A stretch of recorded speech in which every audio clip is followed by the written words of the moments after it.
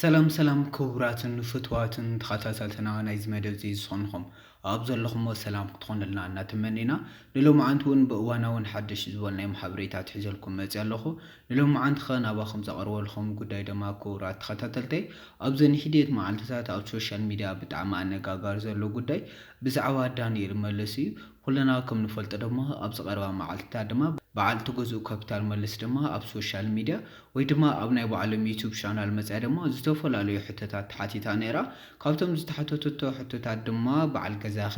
ዳንኤል መለስ ኣብ ዝሕዚ ሰዓት ድሃዩ ኣብ ምንታይ ኣሎ ካብ ሶሻል ሚድያ ካብ ዝጠፍእ ድማ ብዙሕ እዋናት ተቖፂሩ እዩ በዚ ነገር ዝተሻቐሉ ፈተውትን ኣድነቑት ድማ ንበዓል ትገዝኡ ካፒታል ኣብርሃም ድማ በዓል ገዛኺ ዳንኤል መለሰ ኣብ ዝሕዚ ሰዓት ድሃዩ ዓብይ ኣሎ ኢሎማ ሓቲቶማ ነይሮም ነዚ ሕቶ ዝተሓተተቶ ሕቶ ድማ እኹል ዝኾነ መልሲ ሂባ ነይራ ካፒታል እቲ መልሲ ድማ በዓል ገዛዬ ኣብዚ ሕዚ ሰዓት ኣብ ምንታይ ከም ዘሎ ድሃዩ ኣይፈልጥን ኢላ ባዕላ ካብ አንደበታ ተዛሪባ ነይራ ክቡራት ተኸታተልተይ ኩልና ከም ናስታውሶ ድማ ቅድሚ ዝተወሰነ ግዜታት ድማ ኣብ ኢትዮጵያ ዋና ከተማ አዲስ አበባ ድማ ብርክት ዝበለ ኤርትራውያን ድማ ወረቀት ወይ ድማ ናይ ስደተኛ መለለይ ካርዲ የብልኩም ብዝብል ምክንያት ድማ ብርክት ዝበሉ ኤርትራውያን ተኣሲሮም ነይሮም ወይ ኣብ ኢትዮጵያ በዚ ጉዳይ እዚ እውን ድማ ዳንኤል ፈሪሑ ነይሩ ዝፈርሐሉ ዋና ምክንያት ድማ ኣብቲ ሽዑ እዋን ናይ ተመዛባሊ ወረቀት ኣይነበረን በዚ ጉዳይ እዚ እውን ከም ኣሕዋተይ ክእሰር ኢሉ ድማ ፈሪሑ ናብ ኤርትራ ሃዲሙ ኢላ ድማ በዓል ትገዝኡ ካፒታል ኣብርሃም ነቲ ዝተሓተተቶ ሕቶ መሊሳ ነይራ ይኹን እምበር ክቡራት ተኸታተልተይ በዓል ገዛ ዳንኤል መለስ ዋላ እቲ ኩነታት ፈሪሑ ድማ ናብ ዓዱ ዋላ ተተመለሰ እስካብ ሕዚ ድማ ብዛዕባ ዳንኤል ዳሃይ ድማ ምንም ነገር ከም ዘየለ ድማ ባዕላ ካብ አንደበታ ተዛሪባ ነይራ እያ ነዚ ኩነታት ዘቢሎም ድማ ኣብ ሶሻል ሚድያ ድማ ብርክት ዝበሉ ሰባታት ድማ ብዛዕባ ዳንኤል እናተዛረብሉ ነይሮም እዮም ዳንኤል ኣብዚ ሕዚ ሰዓት ድማ ኣብ ኤርትራ ዓዱ ኣሎ እናበሉ ዝተፈላለዩ ሰባታት እናተዛረቡ ነይሮም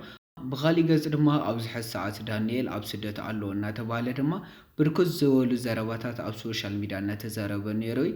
ነዚ ጉዳይ እዚ ክንደይ ዝኣክል ሓቀኝነት ኣለዎ ዝብል ድማ ክንሪኦ ፈቲና ነርና ኣብ መጨረሻ ድማ ብዛዕባ ዳሃይ ዳንኤል ድማ ኣብዚ ሕዚ ሰዓት ዳንኤል ኣበይ ከም ዝርከብ ድማ ክንፈልጥ ኽኢልና ኣለና ክቡራት ተኸታተልተይ ክሳብ መጨረሻ ነዚ ቪድዮ ክትከታተሉን ብኽብሪ ንዓድምኹ ነዚ ቻናል ሓደሽቲ እንተኾንኩም ሳብስክራይብ ላይክ ሼር ብምግባር ቤተሰብ ይኹኑ ብተወሳኺ እውን እንለቆም ሓድሽ ቪድዮታት ፈጢኖም ንክመፁ ናይ ደውል ምልክት ይንከወስ ሰናይ ጻኒሒት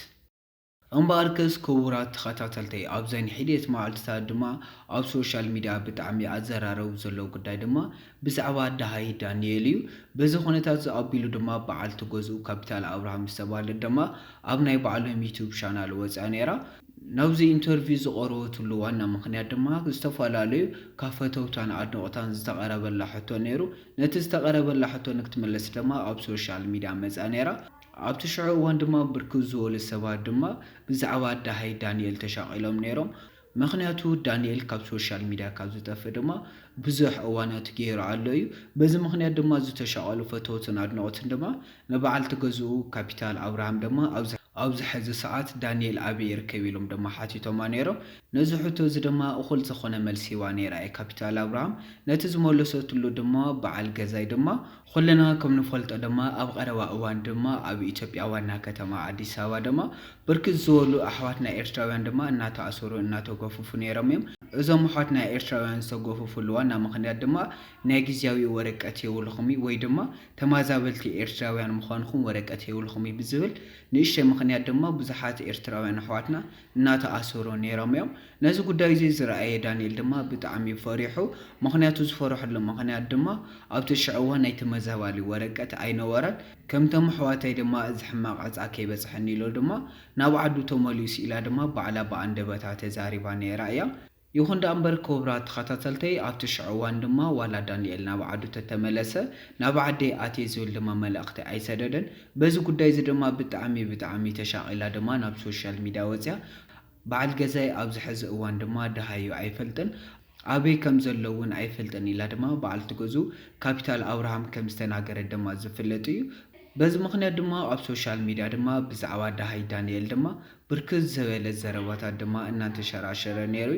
ካብቶም ኣብ ሶሻል ሚድያ ዝነበሩ መነጋገርቲ ጉዳይ ድማ ዳንኤል ኣብዚ ሕዚ ሰዓት ናብ ስደት ኸይዱ እናበሉ ድማ ዝተፈላለዩ ሓበሬታት ድማ የርእዩ ነይሮም እዮም ካልኦት ሰባት ድማ ዳንኤል ናብ ስደት ኣይኮነን ኸይዱ ኣብዚ ሕዚ እዋን ድማ ናብ ዓዱ ተመሊሱ ኣሎ እናበሉ ድማ ብርክት ዝበለ ዘረባታት ድማ ኣብ ሶሻል ሚድያ እናተዘራረበ እዩ። ነዚ ጉዳይ እዚ ክንደይ ዝኣክል ሓቀኝነት ኣለዎ? ዳንኤል ብሓቂ ድዩ ተሰዲዱ ወይ ድማ ናብ ኤርትራ ዓዱ ተመሊሱ ዝብል ድማ ክንሪኦ ፈቲና ነርና ኢና ክቡራት ተኸታተልተይ። እዞም ኣብ ሶሻል ሚድያ እናተዘራረቡ ዝነበሩ ዘረባታት ድማ ካብ ሓቂ ዝረሓቐ ከም ዝኾነ ድማ ክንፈልጥ ኽኢልና ኢና ክቡራት ተኸታተልተይ። ኣብዚ ሕዚ እዋን ድማ ደስ ብዝብል ድማ ዳሃይ ዳንኤል ክርከብ ተኻኢሉ ኣሎ። ማን ሰብ ብዘይተፀበዮ ማን ሰብ ብዘይገመተ መልክዕ ድማ ዳሃይ ዳንኤል ተረኺቡ ኣሎ ክቡራት ተኸታተልተይ። ኣብዚ ሕዚ እዋን ድማ ዳንኤል ዝርከበሉ ቦታ ድማ ኣብ ትግራይ ኮይኑ ዋና ከተማ መቐለ ከም ዝርከብ ድማ ተፈሊጡ ክቡራት ተኸታተልተይ። እቲ ነገር ድማ ሓቂ እዩ። ኣብ ኢትዮጵያ ዋና ከተማ አዲስ አበባ ብርክት ዝበሉ ኣሕዋትና እናተኣሰሩን እናተጎፈፉሉ ዝነበረ እዋን ድማ ነዚ ጉዳይ ዝፈሪሑ ድማ ዳንኤል ካሃድም ፈቲኑ ነይሩ እዩ። ይኹን ደኣምበር ኣብቲ ሽዑ እዋን ድማ ናብ ኤርትራ ዓደይ ክምለስ ኢሉ እዩ ናብ ትግራይ መፂኡ ነይሩ። ይኹን ደኣምበር ኩለና ከም ንፈልጦ ድማ ኣብ ትግራይ ናብ ኤርትራ መንገዲ ተዓፂቡ ስለ ዝነበረ ድማ ክሳብ ሕዚ ድማ ኣብ ትግራይ ወይ ድማ ኣብ መቐለ ከም ዘሎ ድማ ይክፍለጥ ተኻኢሉ ክቡራት ተኸታተልተይ። እምበኣር ከስ ንሎማዓንቲ ሒዘልኩም ዝመጻኹ መደብ እዚ ይመስል ነይሩ። ክሳብ በኻሊእ መደብ ንራኸብ። ነዚ ቻናል ሓደሽ እንትኾንኩም ሳብስክራይብ፣ ላይክ፣ ሼር ብምግባር ቤተሰብ ይኹኑ። ብተወሳኺ እውን እንለቆም ሓደሽ ቪድዮታት ፈጢኖም ንክመፁ ናይ ደወል ምልክት ይንኩ። ሓቢርኩም ስለ ዝጸናሕኩም ካብ ልቢ የመስግን።